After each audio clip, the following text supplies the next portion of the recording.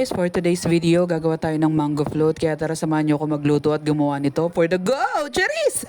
Ang linggo pa nga guys ako napapaibig nito at kasi nga nakikita ko siya talaga sa FB at parang puro ganito yung mga niluluto ng mga vlogger. Charis!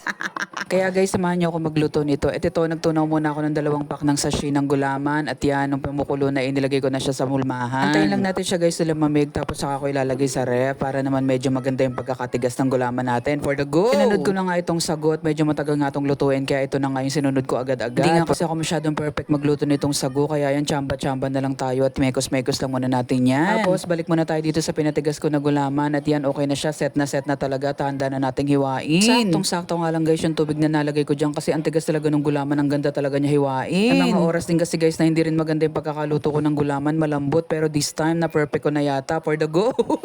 Habang nakasala nga yung sago, ito naman yung tinintindi ko kasi nga medyo matagal din itong paghihiwa at ako lang naman mag-isa ang gagawa niyan. Buti na lang talaga guys at yung 2 bata ay nakikisama at hindi pa ako nananaway. Kaya yan tuloy-tuloy lang yung paggagayat ko dyan at napabilis pa nga. Charis!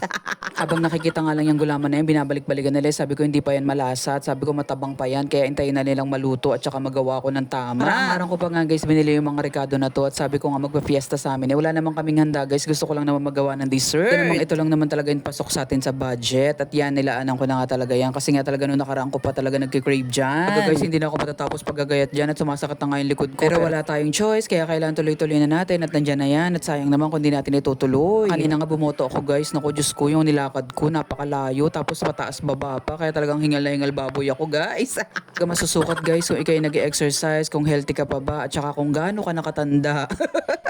Nga pala guys, yung ginamit ko na gulaman dyan ay yung mangga flavor. Pero hindi siya matamis guys, lasang mangga lang siya na parang flavor lang. Tapos habang kumukulo siya kanina, nilagyan ko lang siya ng 5 kutsarang asukal para medyo may konting lasa lang ng tamis. And after 55 years, naku, natapos na ako sa paggagayat at ito namang sago ang inintindi ko at medyo maluluto na to guys. Habang dinidrain ko nga yung sago at hinugasan ko, ito namang mangga ang inintindi ko. Bali, hinugasan ko muna to guys mangga bago ko hiniwa. Ang pirasong mangga nga lang guys yung binili ko, nakatamtaman yung laki at sabi ko sakto na yun sa gagawin ko at hindi naman karamihan. Itong sa baso na to, nakikita ko lang dito sa Facebook na ganito yung ginagawa nila.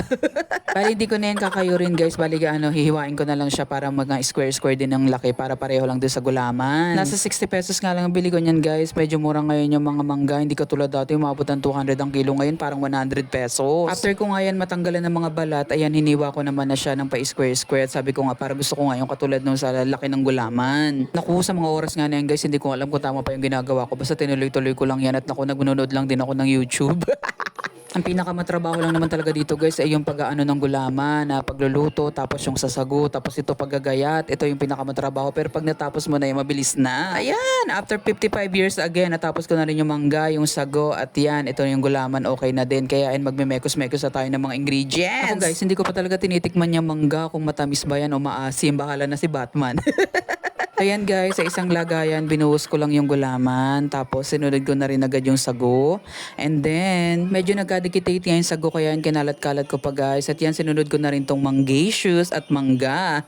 Siyempre, hindi mawawala ang creme densada. Yan ang magpapasarap ng ating mango float. At yan, condense para pampatamis. Para sa mga taong may diabetes. Charis!